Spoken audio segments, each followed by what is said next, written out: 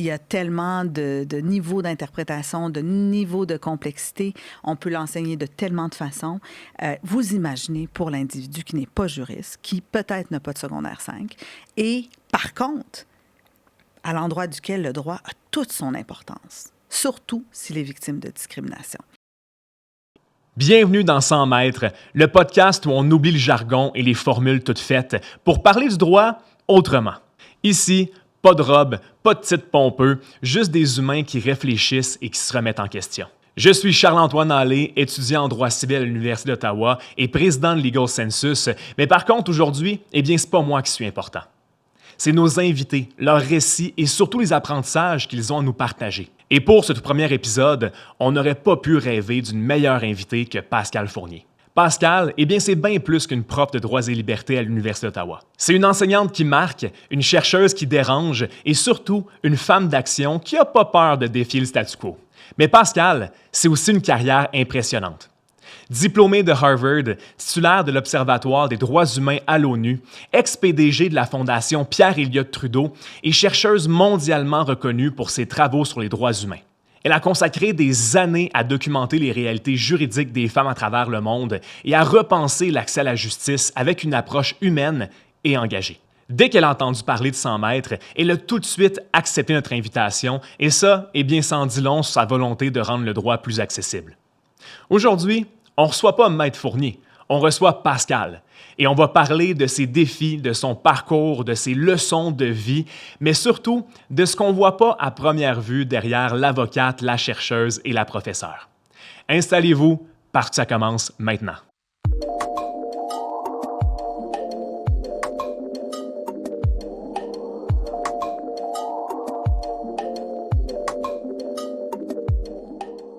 Alors, Maître Fournier, je suis extrêmement heureux, excité même de vous recevoir sur notre podcast aujourd'hui parce que je sais qu'une femme de votre carrure, ça doit avoir un horaire extrêmement occupé. Ayant moi-même suivi l'un de vos cours, Droits et libertés, je sais à quel point vous pouvez être dynamique. Donc, merci beaucoup d'être ici avec nous aujourd'hui. C'est moi qui vous remercie. C'est vraiment un grand privilège pour moi. Alors, allons-y. Super. Donc, on vient de vous introduire, d'expliquer votre parcours qui est, ma foi, très impressionnant. Mais pour apprendre davantage à vous connaître, à connaître Pascale et non pas Maître Fournier, donc connaître l'individu derrière la juriste, j'ai préparé une liste de petites questions ludiques que j'aimerais vous poser. Donc, le segment s'intitule « Ce ou ça » et vous devrez simplement, en fait, me répondre votre réponse, mais sans explication. Ça marche? Parfait. Donc, Maître Fournier, café ou thé? Café. Café, super. Common law ou droit civil? Les deux? Les deux? Non, c'est pas un choix de réponse. Non, ça, c'est pas un choix de réponse. C'est pas un choix de réponse. Je vous dirais que pour moi, j'enseigne la common law comme si c'était du droit civil et le droit civil comme si c'était de la common law. Donc, je pense que ces catégories doivent être complexifiées. Super, d'accord. Pratique en grand cabinet ou en petit cabinet? En grand cabinet. OK. Enseignement universitaire ou pratique juridique? Enseignement universitaire. Lecture d'un bon roman ou d'un bon jugement de la Cour suprême? D'un bon roman. J'espérais cette oui, réponse-là. Je pense pas qu'il y a beaucoup de gens qui ont du fun quand même, là, du fun fou à lire des jugements de la Cour suprême. Prendre une cause perdue mais éthique ou une cause gagnante mais discutable moralement? Prendre une cause perdue. Oui. Et je l'ai d'ailleurs fait et l'amener à un niveau supérieur. Super. On aime entendre ça, oui. Surtout d'une professeure de droits et libertés. Là, c'est logique. Pro bono, bien sûr. Ah, ben oui. Pouvoir lire dans les pensées des juges ou encore convaincre instantanément n'importe quel juré? Pouvoir lire dans l'esprit des juges. Et dernière question, réécrire complètement le Code civil ou la Charte canadienne des droits et libertés? Réécrire la Charte canadienne des droits et libertés. Et quel changement apporteriez-vous? Excellente question. Je pense qu'il y a une façon de mieux comprendre le droit à l'égalité. Le droit à l'égalité qui a vraiment évolué là, dans les dernières années et de pouvoir changer peut-être le texte de la loi pour inclure quand même certaines catégories de personnes qui maintenant sont sous le notamment et qui devraient être au même pied d'égalité sur le plan formel que d'autres au sein de notre système juridique. Donc, les reconnaître noir sur blanc et non pas simplement les mettre dans une parenthèse de fin dans de fin une de phrase. parenthèse et avec une plaidoirie, avec des ressources pour se rendre là. Alors, je pense que c'est important. Plusieurs années plus tard, on a beaucoup plus d'expérience, on a beaucoup plus de documents de commission de droits de la personne, des recherches terrain. Je crois que ce serait approprié, effectivement. Je suis bien d'accord avec vous, honnêtement. Puis je suis content aussi d'avoir appris à vous connaître davantage, ainsi que nos auditeurs, avec ces petites questions-là, comme je dis, là, qui détendent l'atmosphère. Alors, on va être rendu à notre première réelle partie du podcast. Donc, on veut en apprendre plus sur votre parcours, des leçons de vie. Bref, qu'est-ce que vous auriez aimé dire à la Pascale Fournier, étudiante en droit? Donc, la première question que j'aurais pour vous, c'est en lien avec votre parcours sur les bancs d'école. C'est certain que c'est difficile de passer à côté du fait que vous avez étudié à Harvard, aux États-Unis. Donc, ma première question, c'est un peu la suivante. Comment avez-vous trouvé l'expérience d'étudier à Harvard? C'est une expérience qui a marqué toute ma vie parce que les deux mots qui me viennent à l'esprit, c'est la magie et le rêve. Vous savez, quand on peut s'imaginer dans un espace quelconque dans la vie, quand on peut se projeter dans l'univers, souvent on va se rendre là. Quand on n'a pas la vision, quand on s'auto-limite, en fait, parce que les offres ne sont pas là, parce qu'on attend que le système nous fasse une offre, on s'auto-limite, puis on fait beaucoup de surplace, en fait, dans la vie. Quand on va à l'Université Harvard, c'est d'une beauté phénoménale. Les espaces sont grandioses et les gens viennent de partout. Nous, à la maîtrise, c'était 150 étudiants de partout au monde, là. Tous les continents, toutes les langues, les cultures. Et tout à coup, le monde devenait infiniment complexe, mais dans mon quotidien. Les personnes qui sont à la bibliothèque avec moi, les personnes qui étudient avec moi, les individus avec lesquels j'allais prendre un café. Donc, je vous dirais que tout à coup, j'avais ça en moi déjà, mais je me suis propulsée vers des recherches terrain. Donc, je suis allée, mon premier été à l'Organisation internationale du travail à Turin, en Italie, l'année d'après en Haïti, l'année d'après en Égypte, en Iran. Donc, je me suis autorisée à rêver grand et à être humble aussi dans ma conception du droit. Donc, d'aller vers les sujets de droit. Et plus j'allais vers les gens, vers le pouls du terrain, plus le droit devenait infiniment complexe. Alors, pour moi, ça a été un terrain vraiment fertile pour m'imaginer faire un doctorat, m'imaginer un jour enseigner le droit et l'enseigner de la manière dont on me l'enseignait, c'est-à-dire d'une façon très complexe. Parce que la règle de droit en soi, elle est intéressante, mais ce qui est le plus intéressant, c'est comment on va l'interpréter, comment l'être humain qui est le juge, le juge, bien sûr, qui doit être neutre, mais il y a toujours plusieurs interprétations à un même texte de loi. Alors, d'où le fait que souvent, on va avoir des dissidences, une majorité. Donc, comment, en fait, comprendre toutes les contradictions qui existent au sein même de la règle de droit. C'est la manière dont on m'a enseigné le droit pendant toutes mes années à l'Université Harvard. Et donc, je suis revenue, je vous dirais, au Canada avec vraiment une autre lunette pour comprendre le droit, pour écrire sur le droit, pour faire des entrevues de terrain, ce que j'ai fait pendant à peu près une dizaine d'années, et enseigner le droit d'une façon peut-être un peu différente. Ah, super. C'est certain qu'on ne rencontre pas au Québec des juristes qui ont étudié à Harvard à tous les jours. Donc, je vais me permettre de pousser un peu la question parce que c'est tellement un bel idéal à atteindre. Comme vous l'avez dit, ça fait rêver et ça nous fait pousser, en fait, nos ambitions. Donc, comment est-ce que vous comparez peut-être l'approche pédagogique à Harvard versus au Canada? Bien, l'Université Harvard se dit, surtout la faculté de droit, là, emprunte l'expression l'approche pédagogique socratique, the Socratic method. Donc, alors, cette approche pédagogique veut que le professeur peut à tout moment nommer ton nom. Il ne te connaît pas ou elle ne te connaît pas, nommer ton nom et te demander de résumer les faits d'une décision, te demander comment tu as réagi à la majorité ou à la dissidence, comment tu réécrirais cette décision différemment. Et donc, on a, comme étudiants et étudiantes, une part très active. Ce n'est pas passif. On n'est pas assis pour prendre des notes et là, faire un résumé pour se préparer à un examen, là. On a à co-construire, je vous dirais, dans ce dialogue avec le professeur, cette compréhension du droit. Et ça se fait de façon un peu imprévisible parce que le professeur commence son enseignement et tout à coup, il prend une intervention, une autre intervention. Et là, de plus en plus, là, ça devient un peu trouble. On réalise que la règle de droit, elle n'est pas homogène, elle est hétérogène, elle est contradictoire. Elle peut mener dans son application juridique à des résultats qui sont diamétralement opposés. Alors, plus les semaines passaient, plus je me disais, mais où suis-je? Et qu'est-ce que le droit, en fait?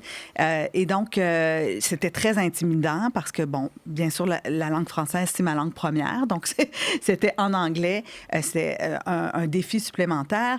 Mais j'étais accompagnée de gens de partout à travers le monde et j'ai rapidement réalisé que je n'étais pas la seule à souffrir d'un syndrome de l'imposteur. Parfois, à me demander qu'est-ce que je fais ici? Est-ce qu'il y a une erreur? Et donc, je me suis peu à peu donné confiance dans ce processus et j'ai pris tout ce que je pouvais prendre. J'allais même à des cours où je n'avais pas de crédit, là, juste pour m'asseoir, parce que tel professeur était tellement dynamique, tellement enthousiaste dans sa façon de transmettre le savoir. Et donc, je passais beaucoup de temps dans des salles de classe. Je voulais aller chercher le plus possible d'expertise. Et quand je dis expertise, c'était surtout pas au sens traditionnel, c'était des lunettes interdisciplinaires ou méthodologiques, ou on dit souvent ontologique. Donc, comment on a un professeur qui est connu pour être un prof de Law and Society, donc le droit et la société. On a un prof qui est Law and Economics, donc comment la règle de droit amène un calcul coût-bénéfice chez le justiciable. Ensuite, on avait Law and Philosophy, donc comment le droit, il est moral, il n'est pas moral, il est éthique, il ne l'est pas, pourquoi. Donc, je magasinais les méthodes d'approche au droit comme si j'étais dans un doctorat en philosophie, là. Et pourtant, c'était une faculté de droit. Alors, j'ai trouvé ça très riche, je vous dirais, dans ma quête de savoir. Et je confirme d'ailleurs que l'approche socratique, ça peut être stressant parce que vous l'appliquez vous-même dans vos cours. Et comme je l'ai dit d'entrée de jeu, là, j'ai fait l'un de vos cours. Je me souviens, je pense, j'ai été le premier ou deuxième étudiant là, dont vous avez nommé le nom. Et j'avais fait mes lectures, je vous le confirme. Par contre, j'étais surpris, là, ça, sur 80 personnes, être la deuxième personne à être sélectionnée pour donner une réponse. Donc, j'ai balbutié quelque chose, là, une genre de réponse. Puis entre vous et moi, je peux le dévoiler maintenant. Là, j'ai passé le cours. On a fait l'examen final et tout ça. J'ai lu la première chose qu'il y avait dans mes notes. Je pense que vous nous demandez la ratio decidendi ou de quoi dans le genre. Puis j'ai vraiment juste lu la première chose dans mes notes. C'était même pas ça, mais bon, c'est pas grave, c'est derrière nous. Mais vous avez apprécié quand même parce que par la suite, avec votre intervention, on est allé vers une autre personne, puis on a pu avoir, je crois, ce sentiment qu'on dialoguait ensemble aussi, comme salle de classe. Alors, vous participez, vous, comme étudiant, mais il y a le côté individuel et le côté collectif. Et je trouve que souvent, dans les salles de classe, un peu partout dans le monde, on perd cela de vue. Vous êtes un étudiant, vous avez un numéro de matricule, vous vous présentez un examen, vous voulez avoir une note. Au-delà de ça, il y a tout cet apprentissage humain. Vous savez, moi, j'avais certaines opinions il y a 20 ans. Ces opinions-là ont pu changer, mais elles ont changé parce que j'ai été en contact avec des gens qui pensaient différemment, qui, parfois, leurs opinions me choquaient. Je me disais, comment on peut penser comme ça? Et aujourd'hui, je vous le confirme, j'ai changé ma perception de certaines règles de droit, de certaines approches, de certains débats, de certains enjeux sociaux. Et cela n'est possible que lorsqu'on ouvre ce dialogue et qu'on essaie, comme juriste, de défendre notre point de vue. Presque tout peut se défendre. Pas tout selon moi, mais presque tout peut se défendre, d'où les excellents avocats-avocates qui parviennent à se rendre jusqu'en Cour suprême et à renverser des décisions qui étaient parfois majoritaires. Tout à fait. Selon vous, est-ce qu'on aborde le droit de la bonne façon au Canada dans les facultés de droit? Est-ce qu'on a la bonne approche pédagogique? Puis qu'est-ce qu'on pourrait faire pour améliorer et rendre plus accessible le droit? Moi, je crois beaucoup à la démocratisation du savoir et à la démocratisation du droit. En fait, le droit, oui, c'est le droit positif. Donc, il faut bien sûr connaître la règle de droit, que ce soit un règlement, une loi, une charte, une décision de la Cour. Mais derrière tout ça, il y a le droit en construction. Alors, pour moi, le droit étatique, il est important, mais c'est tout aussi important de comprendre comment le droit évolue dans un contexte social. Là, on peut penser à l'aide médicale à mourir, des décisions qui allaient dans une direction diamétralement opposée. On est ailleurs. On peut penser aux travailleurs du sexe, par exemple, travailleuses du sexe. On a aussi un revirement jurisprudentiel quand même très important. Et pourquoi il y a eu ces revirements? Parce qu'on s'est approché des sujets de droit. On a effectué des entrevues, on a fait du travail de terrain. On a des commissions des droits de la personne qui sont allées peser ce pouls-là du terrain. On a des ONG qui travaillent très fort, par exemple, en matière d'itinérance, pour comprendre la réalité de la personne itinérante, la réalité de la travailleuse du sexe, la réalité de la personne âgée qui est très malade, qui souffre et qui ne peut plus vivre avec dignité dans l'état dans lequel elle est. Alors, pour comprendre le droit, c'est fort le droit. Le droit, ça peut enlever votre liberté. Le droit, ça peut vous donner une amende. Le droit, ça peut vous envoyer en prison. Le droit, ça peut faire en sorte que vous perdez votre emploi. Donc, pour comprendre ce droit-là, encore faut-il s'intéresser sociologiquement aux êtres humains. Il faut s'intéresser à tout ce qui est, ce que j'aime dire, à tout ce qui est dans les coulisses du droit. Parce qu'un jour, ça va être figé, ça va devenir le droit, mais il y a tout ce qui se passe en coulisses. Et je crois qu'on gagnerait, on fait un très beau travail au niveau du droit positif. On le fait de plus en plus, cette recherche terrain, mais on gagnerait davantage à rendre le droit accessible. Il ne l'est pas suffisamment. Donc, moi, je félicite, je salue votre travail. C'est important d'avoir des balados, c'est important d'avoir des entrevues, c'est important, je crois, pour les professeurs et même pour les étudiants, de pouvoir démocratiser ce savoir-là, donner des entrevues, des conférences dans les écoles primaires, dans les écoles secondaires, auprès des syndicats, auprès des ONG, auprès des personnes itinérantes. Donc, quand on a cela à cœur, en fait, on vit dans une société qui est beaucoup plus juste, beaucoup plus diversifiée, beaucoup plus harmonieuse.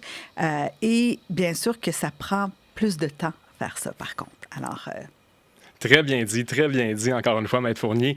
Et justement, quand dans votre parcours avez-vous commencé à vous intéresser davantage aux droits et libertés? Alors là, ma réponse va être très personnelle.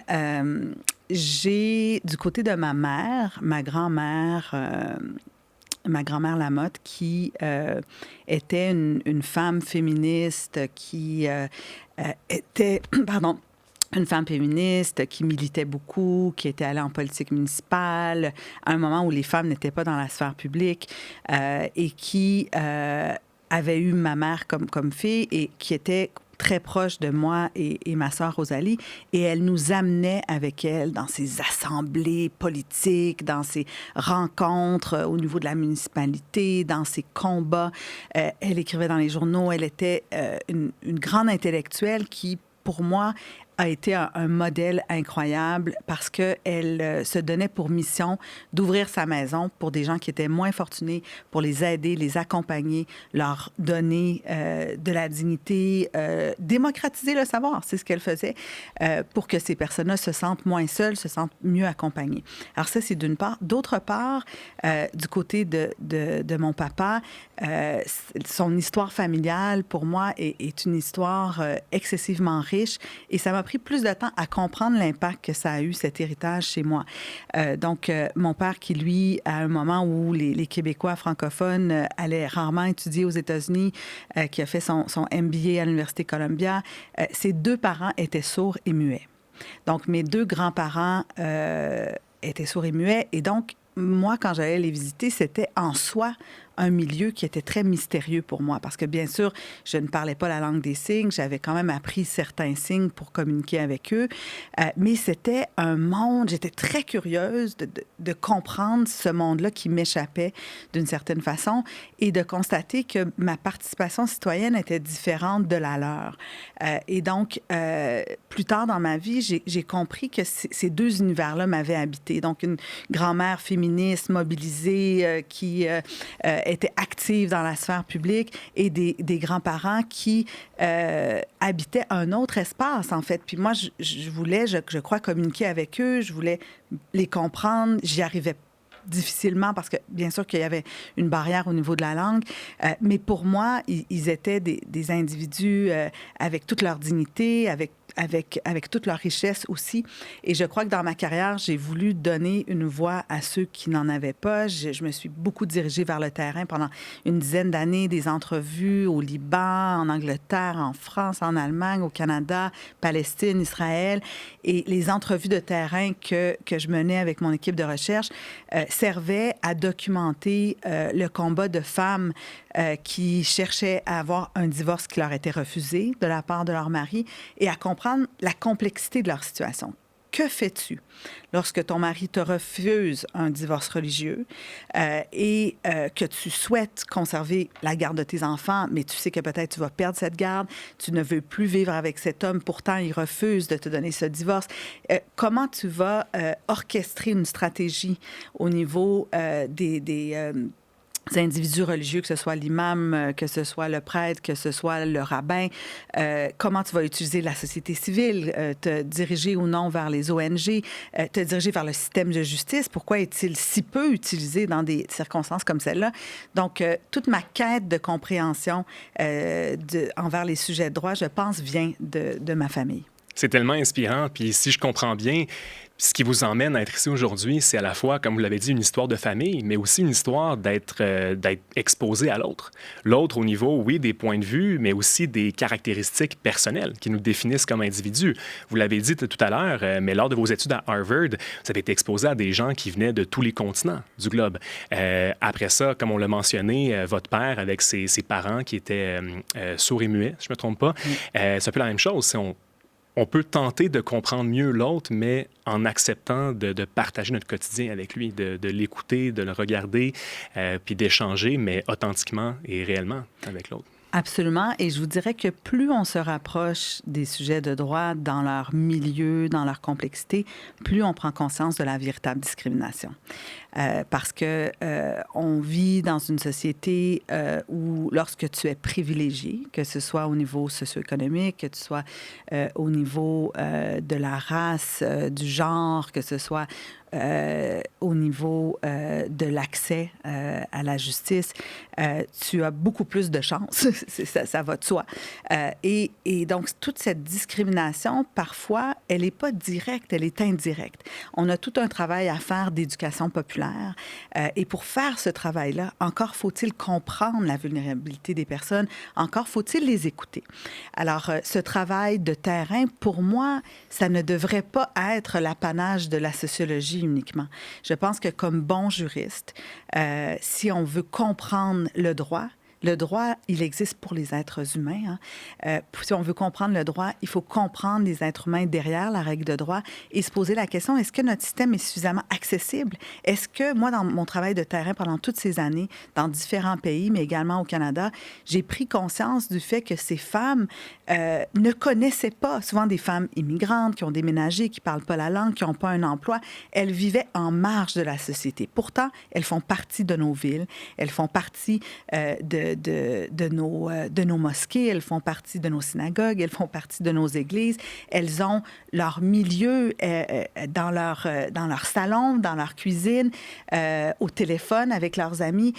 On peut comprendre leur réalité en s'approchant de ce qu'elles vivent, mais je dois vous dire, elles sont à des années-lumière de comprendre le système de droit, de savoir quels sont leurs droits, comment s'y prendre. Ne connaissaient pas l'existence de commissions de droits de la personne qui pourtant sont gratuites lorsqu'on appelle, puis on veut avoir une enquête, on veut déposer une plainte.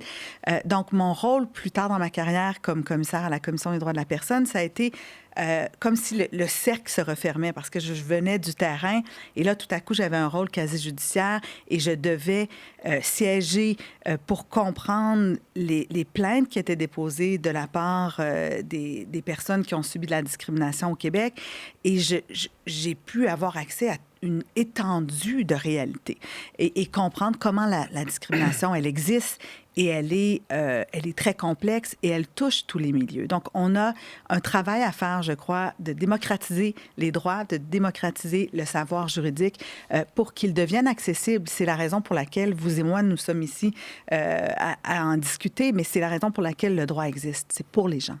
Et parlons-en justement des femmes, en fait, victimes de discrimination. Votre carrière vous a apporté à travailler dans de divers milieux, diverses industries également. Vous avez notamment été, bien évidemment, professeur de droit, travaillé en grand cabinet, également été PDG et présidente, en fait, de la Fondation Pierre-Elliott Trudeau. Avez-vous vous-même été victime de discrimination? Je vous dirais, on vit dans une société qui est une société capitaliste avec des relations de pouvoir. on s'entend. Donc, moi, je ne fais pas exception à ça. La société dans laquelle on vit, elle est en construction. On doit revendiquer, on doit changer les choses. Et je vous dirais que dans les différents milieux dans lesquels j'ai pu œuvrer, les choses ne sont jamais parfaites. Parfois, ce n'est pas volontaire du tout. Je vais vous donner un exemple. Je ne vais pas mentionner l'organisation, mais juste pour vous donner un exemple de mon approche de ces choses-là. Et là, vraiment, il n'y avait aucune mauvaise intention, mais j'ai fait partie d'un conseil d'administration pendant presque 8 ans. Et au moment où j'étais enceinte, moi j'ai 3 fils, au moment où j'étais enceinte de mon premier fils, on m'avise que les réunions qui se déroulaient à l'extérieur de ma ville, en fait, c'était des réunions à différents endroits au Canada ou dans le monde. Donc, on m'avise avec beaucoup de bonne foi qu'on va réserver mon poste au sein du conseil d'administration pour 1 an et qu'à l'expiration de cette année, je vais pouvoir revenir et je ne serai pas pénalisée parce que j'avais un mandat d'une certaine durée. Je ne serai pas pénalisée. Donc, cette année-là allait être comme en suspens pour me permettre d'avoir mon bébé puis de prendre soin de mon bébé. Moi, je reçois ça. C'est mon premier enfant. C'est le début de ma carrière en droit. Et j'ai reçu ça très mal parce que je me disais, mais qui vous a dit que je ne veux pas venir aux réunions du conseil d'administration? Qu'est-ce qu'il y a de contradictoire entre le fait d'avoir mon enfant et le fait de venir à 4 réunions par année qui durent 2 jours, 3 jours? Je comprenais mal pourquoi, avec une telle bonne foi, des félicitations, des fleurs, etc., on me mettait finalement dans le garde-robe pendant 1 an. Et donc, je suis allée voir le président du conseil en lui disant, mais qu'est-ce qui fait en sorte que vous ne pourriez pas m'aider à amener mon bébé, même tout de suite après que j'accouche, 1 mois après que j'accouche, avec quelqu'un qui pourrait venir avec moi? Ça ne vous coûtera pas très, très cher, là. Quelqu'un qui pourrait venir avec moi puis s'occuper de mon bébé, ou une garderie à l'endroit où on est, où je vais amener mon bébé. Et vraiment, j'ai trouvé ça très touchant parce que le président, qui était un homme plus âgé, beaucoup plus âgé que moi, m'a dit, mais Pascal, on n'a jamais pensé à ça. Et le conseil d'administration était en grande majorité composé d'hommes.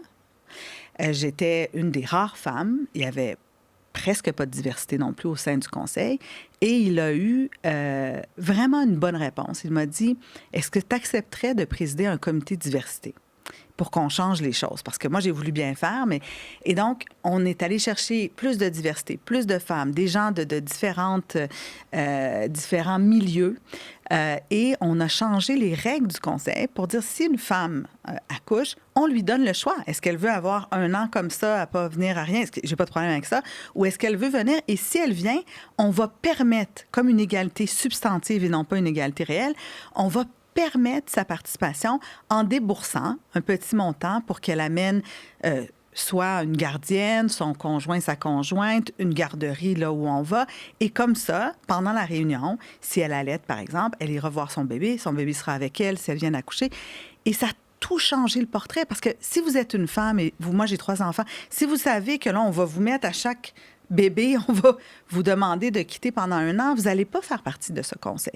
Donc, j'utilise cet exemple parce que souvent, face à des situations où vraiment on n'avait pas pensé à ça, parce qu'il n'y avait pas de femmes, il y en avait peu, elles n'avaient pas d'enfants ou elles quittaient pendant 1 an, moi, j'ai souvent voulu changer le milieu dans lequel je travaillais pour qu'il soit plus inclusif. Plus inclusif pour les femmes, mais plus inclusif aussi pour des personnes autochtones, des personnes noires, pour comprendre la réalité, parce que c'était mon travail de documenter les sujets de droit là où ils se trouvent. Et donc, je vous dirais qu'il faut avoir, selon moi, cette attitude de co-construire avec les gens avec lesquels on travaille pour être de plus en plus inclusif. Et le dernier exemple que je vous donnerais, moi, je m'intéresse beaucoup à la neurodiversité, que ce soit dyslexie, TDAH, autisme, etc. En ce moment, on appelle ça le handicap. Hein, on a un comité de l'ONU sur le handicap, on a des chartes au niveau du handicap. Au lieu de se dire, mais comment est-ce qu'on changerait nos règles de sélection?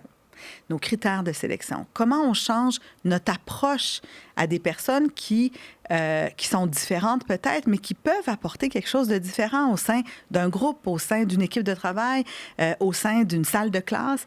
Alors, je crois que ce sujet-là, on doit s'y attaquer. On peut vraiment faire une différence positive. Tout à fait. En tout cas, c'est un très bel exemple à suivre. Merci beaucoup pour ces 2 exemples-là. À travers tout votre parcours, qu'est-ce que vous définiriez comme étant votre plus grande fierté professionnelle? C'est une grande question. C'est une grande question. Je vous dirais, ma plus grande fierté, c'est le fait que j'ai pu appartenir à différents milieux de travail tout en étant toujours une professeure dans l'âme. J'adore mon travail, j'adore les étudiants, les étudiantes, j'adore cette transmission du savoir et cette co-construction, mais j'ai voulu l'amener dans différents milieux. Donc oui, la salle de classe, oui, l'université, mais le fait de construire des ponts avec le public, le grand public. J'ai donné beaucoup d'entrevues à la télévision, à la radio. Là, je suis très heureuse d'être avec vous aujourd'hui avec le balado, mais je ne veux pas que ça soit moi derrière le micro. Je veux que les étudiants, les étudiantes puissent de plus en plus se mettre dans ce rôle de leader, en fait, d'apprenti-chercheur. Donc, comprendre que le savoir, ce n'est pas un professeur qui vous le donne, vous prenez des notes, et là, vous allez redire ça, votre résumé dans un examen. Pour moi, il faut être actif dans sa route d'apprentissage et je suis fière d'avoir pu travailler dans ce sens-là dans plusieurs mandats, que ce soit à la Fondation Pierre-Éliott Trudeau comme présidente, chef de la direction, travailler avec des leaders incroyables à travers le monde, travailler comme commissaire à la Commission des droits de la personne, donc vraiment un rôle quasi-judiciaire qui m'a amené à travailler en équipe, puis à comprendre, c'est gros une commission, les membres exceptionnels de cette commission à Montréal. Également, de pouvoir aller aux Nations unies. Récemment, je suis très fière d'avoir créé l'Observatoire sur les droits humains à l'ONU. Si j'avais à vous donner seulement une réponse, je vous dirais que c'est ça, parce que pour moi, je viens de lancer un observatoire qui représente toute ma carrière, parce qu'il y a le milieu universitaire, on a des étudiants, des leaders, ils sont exceptionnels, ils sont avides de savoir, mais on a aussi la démocratisation du savoir. On veut créer des balados, des entrevues, donner des conférences dans les écoles, dans les syndicats, un peu partout dans la société, mais aussi les systèmes, donc ce qu'on appelle souvent le savoir-faire. Donc, les Nations unies, une grande machine très complexe, et donc faire l'aller-retour entre les Nations unies à Genève, les organes de traité, le milieu universitaire, les étudiants et aussi des pilotes, des collaborateurs, collaboratrices qui sont des experts, des mentors, qui donnent à nos jeunes beaucoup d'inspiration, des conseils aussi, qui nous parlent de leur carrière et qui sont à l'écoute pour co-construire ce savoir. Et je vais profiter de l'occasion pour poser ma candidature officiellement pour faire... Je vous encourage d'ailleurs pour faire partie de l'Observatoire. Donc, on a des témoins ici. Oui, là, on a des témoins. Là. Et d'ailleurs, je dois souligner, on est très fiers à l'Observatoire parce que la semaine prochaine, je me rends en Turquie. On a une équipe qui a été sélectionnée pour le concours Pictet, donc le concours de droit international humanitaire. Donc, on a une équipe francophone à l'Observatoire et on a une équipe anglophone qui va se rendre en Indonésie à la fin du mois de février. Donc, quel beau succès, quelle belle aventure. Donc, c'est vraiment, on prend des risques et des beaux risques. Moi, je pense que le leadership, c'est avant tout le fait de se diriger vers cette ligne-là, de se dire, est-ce que je suis capable, est-ce que je peux aller aussi loin et de se faire confiance. Mais pour se faire confiance, il faut être entouré. On ne peut pas être seul. Alors, on travaille avec des pilotes, des mentors exceptionnels, des collaborateurs, collaboratrices qui sont très généreux à notre endroit. Et je crois que ça donne ce courage-là à nos jeunes leaders qui vont participer au concours de plaidoirie et qui vont se rendre aussi à Genève aux Nations unies. Certainement. Avez-vous toujours été aussi proactive? Donc, vous parliez que peu importe le milieu dans lequel vous évoluez, vous tentez de changer les choses pour le mieux. Disons que vous vous rappelez de vous sur les bancs d'école. Avez-vous toujours été comme ça? Bien, moi, à l'époque, on n'avait pas de diagnostic, je pense, mais j'étais vraiment très hyperactive comme enfant. Donc, j'arrivais difficilement à rester en place sur une chaise et à seulement prendre des notes comme ça. Ça me paraissait très endormant là, comme processus. Donc, j'avais besoin vraiment de bouger, de faire plein de choses. Pendant des années, j'avais commencé... je pense que mes parents avaient vu que j'avais beaucoup, beaucoup d'énergie. Donc, pendant une certaine période, je faisais de la compétition de natation. J'allais nager avant l'école. Mais plus tard, pendant des années, j'ai passé les journaux. Tu sais, à l'époque où c'était un journal imprimé, là. Donc, de voir la presse. Puis là, pendant 1 heure et demie avant d'aller à l'école, je passais les journaux partout. Et là, pour moi, c'était comme un petit business parce qu'après, il fallait aller voir le client, la cliente, puis dire, bon, mais voici. Et donc, je voyais ça comme si, comme vous d'ailleurs, comme si j'avais 2 vies. Tu sais, j'avais ma vie d'aller à l'école, mais j'avais ma petite business, là, de passer les journaux, de connaître les gens de mon quartier, de leur parler. Et physiquement, c'était quand même lourd, là, tu sais, de me promener comme ça, même l'hiver et tout ça. Donc, j'ai toujours eu, je pense, beaucoup d'énergie. Peut-être en raison de ma grand-mère aussi, mes parents également, mais d'avoir vu à un si jeune âge ma grand-mère qui, sans cesse, créait des projets, des occasions citoyennes, des gens chez elle, des réunions de comité, puis elle m'amenait très jeune, elle me disait, mais regarde, observe et tout ça. Donc, je pense que ça m'a donné une vision d'une personne qui était toujours en train d'améliorer pour les autres, pour les gens de sa municipalité et à l'écoute des citoyens et citoyennes. Donc, sans doute que ça a joué un rôle chez moi. J'aime beaucoup votre réponse parce que, bien évidemment, comme on le sait, moi-même, je me suis lancé en affaires très jeune, mais c'est ce que j'aime, en fait, de la dualité ou encore de mes 2 vies, donc en droit également au niveau des affaires, parce que moi, ma raison d'être en affaires, c'est de faire une différence, c'est mon why. Donc, si j'arrive à identifier une problématique assez criante chez une segmentation de population, par exemple, et que j'arrive à développer une solution, bien évidemment qu'il va y avoir des clients. Donc, c'est de penser à l'autre, de penser aux frustrations, au lieu de voir ça comme quelqu'un qui se plaint ou encore, qui est négatif. Non, au contraire. Est-ce qu'il n'est pas en train de passer un message sans même s'en rendre compte? Puis en droit, je trouve que le réflexe est un peu le même. C'est de regarder, veut pas, la négativité, mais comme étant, non, est-ce qu'il y a une opportunité de changer les choses pour le mieux? Est-ce qu'on peut représenter cette personne-là? Donc oui, ça me parle beaucoup, ce que vous nous partagez aujourd'hui. Et justement, je veux regarder aussi l'autre côté de la médaille, là. C'est quoi la plus grande leçon? Je ne vais pas qualifier ça d'un échec, mais c'est quoi la plus grande leçon que vous auriez tirée dans votre carrière? Je crois que parce que, justement, j'avais beaucoup d'énergie, j'ai peut-être, sans doute, à quelques occasions dans ma vie, dans ma carrière, négligé le fait que les gens avec lesquels je travaillais au sein d'équipe et tout ça n'avaient peut-être pas le même rythme de travail et... j'ai pris conscience de ça et je vous parlais aussi de neurodiversité, de compréhension de ce qu'on peut apporter au sein d'une équipe. C'est nécessairement différent. Alors, les êtres humains sont différents et je pense que la pluralité de perspectives, mais la pluralité de savoir-faire aussi, c'est ce qui va faire la force de grandes initiatives, c'est-à-dire des personnes qui pensent différemment, qui agissent différemment, qui n'ont pas le même rythme, mais vont collectivement pouvoir offrir un produit ou un programme de leadership ou vont pouvoir offrir quelque chose de beaucoup plus riche lorsqu'elles agissent ensemble et sont à l'écoute, en fait, les uns des autres.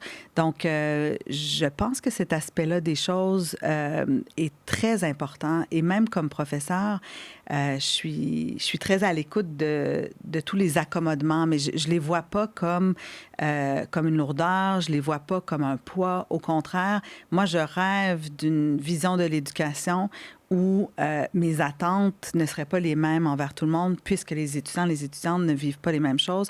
Et j'ai fait certains exercices à travers les années. Certaines années, je me suis dit, mais qu'est-ce qui arriverait aux notes, en fait, si, au lieu d'avoir des examens, j'avais un cours en jus contemporain du droit. Une année, je me suis dit, bon, mais là, ça va être 75% pour l'oral. Présentation orale, plaidoirie, 25% à l'écrit. Et l'année d'après, 50-50. Et l'année d'après... Et j'ai essayé plusieurs formules dans l'espoir de comprendre comment, devant moi, là, quand j'ai 75 étudiants, parfois c'est moins dans des cours qui ont moins d'étudiants, mais la performance, c'est très dangereux. Hein. Qu'est-ce que c'est la performance? Qu'est-ce que c'est l'excellence? Est-ce que c'est seulement votre capacité de répondre à mes questions d'examen? Et moi, je pense que non. Là. Donc, comment avoir une approche qui est plus inclusive? Je suis pas parfaite, puis je suis toujours en processus d'amélioration, mais je vous dirais que c'est ce qui si je compare là, Pascal il y a très longtemps ou il y a pas si longtemps. Je suis toujours en train de m'améliorer, je crois. Cet aspect-là des choses est important. De voir chez l'autre quelle est sa plus-value, c'est quoi sa force, puis comment mettre cette personne-là sur son X pour qu'au sein d'une équipe, au sein d'une salle de classe, que cette personne puisse sentir que sa contribution est extraordinaire, puis ce qu'elle donne, c'est ce qu'elle a de plus précieux. Et malheureusement, on vit dans des systèmes très homogènes avec, tu sais, comme on dit, one size fits all. C'est comme ça qu'on fonctionne. Et donc, on perd de vue l'être humain, puis je pense qu'on crée une situation d'anxiété puis des problématiques de santé mentale parce qu'on n'est pas vraiment à l'écoute du citoyen, de la citoyenne. On n'est pas nécessairement à l'écoute de l'étudiant, l'étudiante. On lui dit, bien, si tu as des besoins particuliers, tu iras dans tel local, puis, tu sais, je corrigerai l'examen qu'on me transmet. Mais si on était davantage dans une réflexion collective, ça nous permettrait de changer des critères de sélection, par exemple. Ça nous permettrait de changer la manière dont on va évaluer les étudiants, les étudiantes et la manière dont, plus tard, dans le milieu de travail, on va évaluer leur performance également. Donc, je crois que je changerais peut-être certaines approches que j'ai eues dans le passé qui étaient pas suffisamment inclusive. Et je suis toujours à la recherche de la meilleure façon encore aujourd'hui comme professeur. C'est super intéressant. Ça éveille chez moi une question justement en lien avec cet équilibre de vie, parce qu'en droit, on le sait, là, il y a beaucoup de personnes ambitieuses qui souhaitent avoir à la fois une famille, une carrière. Comment faites-vous pour garder un équilibre entre votre vie professionnelle et personnelle? Moi, j'ai 3 enfants et je suis mariée avec quelqu'un de vraiment exceptionnel qui a été très actif. Mon approche, c'est pas nécessairement l'approche de tout le monde, mais on en avait discuté tous les deux, mais pour chaque enfant, on a fait 50-50. Donc, 6 mois, moi, 6 mois, lui. Et ça nous a très bien servi, je pense, parce que nos fils, très rapidement, se sont attachés au papa aussi. Donc, ils réclamaient pas seulement la maman. Donc, c'était maman ou papa, puis c'était positif dans les deux cas. Je pense que c'est important de passer du temps avec les enfants, puis qu'il y ait un climat de confiance aussi avec eux. Mais ça a été comme une recette un peu miracle, je dois vous dire. Et par la suite, ce que j'ai fait, je crois, qui a été très positif. Puis je leur demande, aujourd'hui, ils ont 10 ans, 14 ans et 16 ans, puis je leur demande, c'est quoi tes beaux voyages? Parle-moi des beaux moments de ta vie et tout. Moi, je les ai beaucoup amenés avec moi. Parfois un seul, parfois 2 et parfois les 3. Les 3, il fallait que je n'étais pas seule, mais je les ai même amenés seuls 2, seul 1. Et je les amenais dans mes voyages de travail. Je les sortais de l'école, puis je leur disais, mais là, ça va être un journal de bord. Tu vas rédiger quelque chose. Tous les jours, tu prends des notes. Je faisais comme ce que ma grand-mère avait fait avec moi, en fait, avec eux.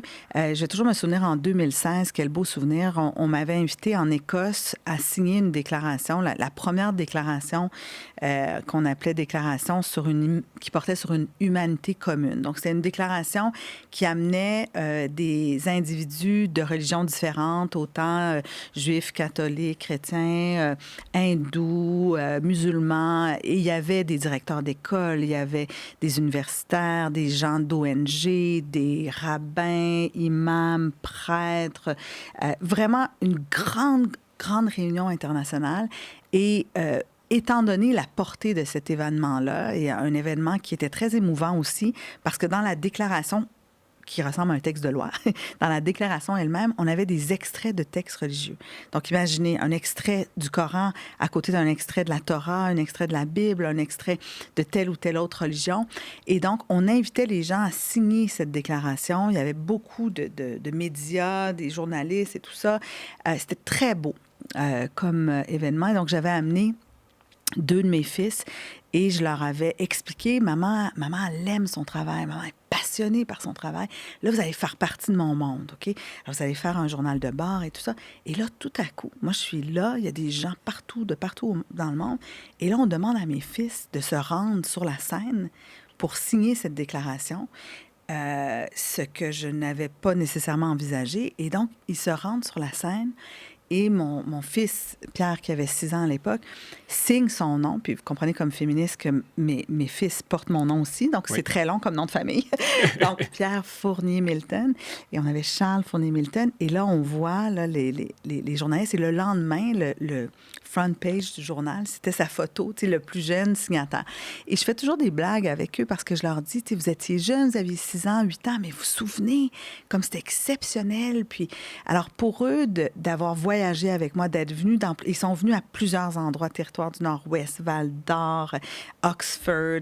Et je les amenais, mais je les amenais pas comme s'ils étaient des enfants qui restent dans une chambre d'hôtel. Je les amenais comme des apprentis chercheurs. Et je leur disais, même si vous êtes jeunes, imprégnez-vous de votre environnement, prenez des notes, faites des dessins dans votre journal de bord et plus tard dans votre vie, vous allez avoir eu ça. Donc, je pense que j'ai pu voyager, j'ai pu aller à l'étranger, avoir une belle carrière parce que j'étais très bien entourée par mon mari, par ma mère qui a été excessivement présente aussi et par le fait que je les amenais avec moi et ils se sont dit, je crois, maman, elle a une grande carrière, une belle carrière, mais elle est passionnée et un jour, j'aimerais moi aussi trouver un travail qui va me passionner.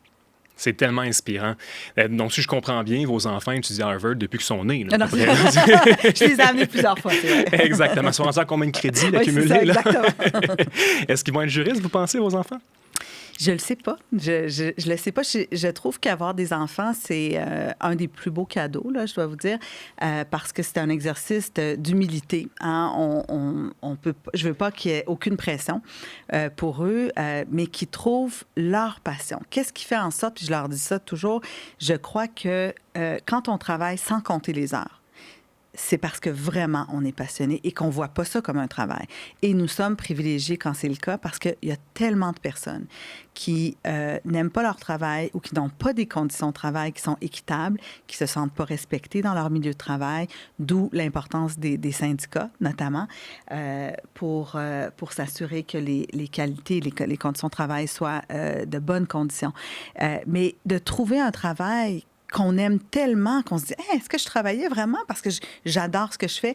C'est un grand luxe et mon souhait pour eux, ce serait qu'ils trouvent cette voie-là, peu importe la voie, mais une voie où ils se sentent valorisés, ils se sentent à leur meilleur, ils se disent « Wow, j'ai pas l'impression de travailler tellement que j'aime ça. » Tout à fait. C'est mon souhait également pour eux et pour tout le monde qui nous écoute en ce moment. Ma dernière question, avant qu'on puisse passer à notre dernier segment là, du podcast.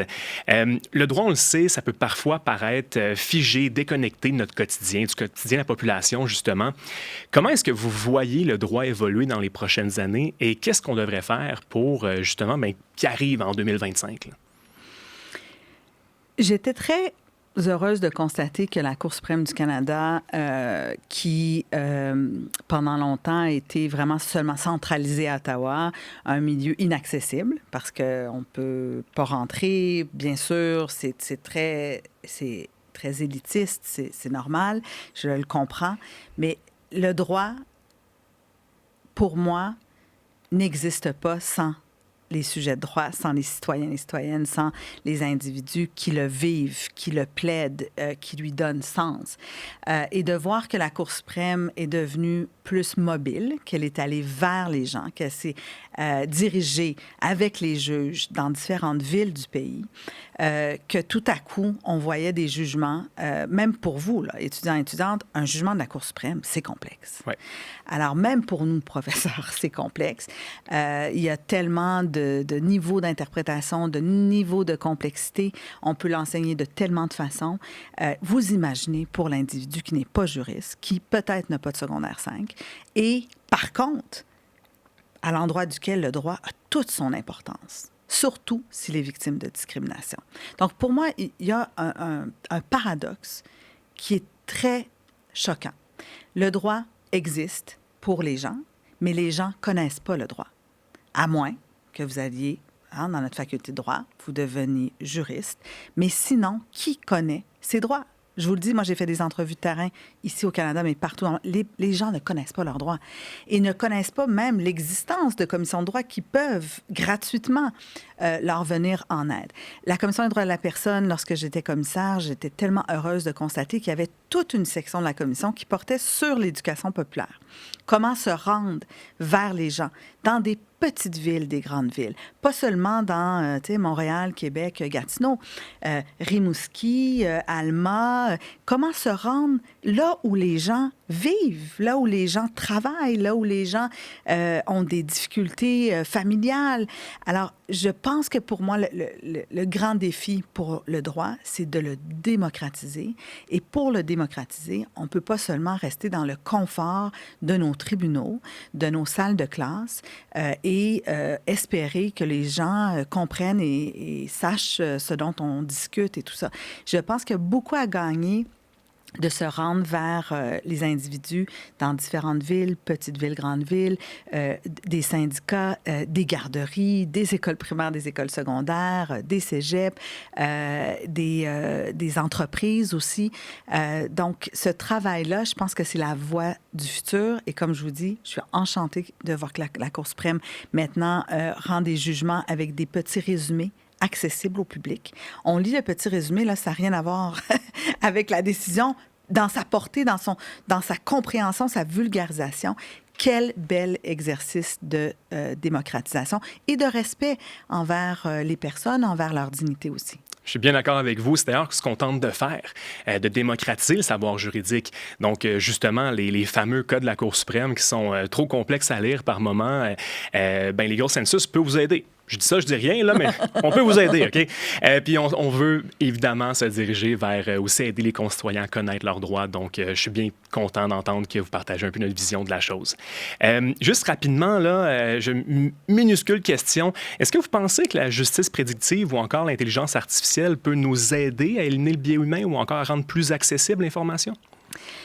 Je ne suis pas une experte, donc je fais très attention avec ma réponse. Par contre, je sais qu'il y a encore beaucoup de biais parce que c'est l'intelligence artificielle. Ce n'est pas parfait, hein? Et les biais de nature discriminatoire qui existent et qu'on a commencé à documenter là, dans les dernières années, que ce soit au niveau du profilage racial, que ce soit au niveau du sexisme, de l'homophobie, tout le travail des commissions, mais tout le travail aussi des organismes gouvernementaux ou non gouvernementaux pour documenter la discrimination, on sait qu'elle existe, cette discrimination.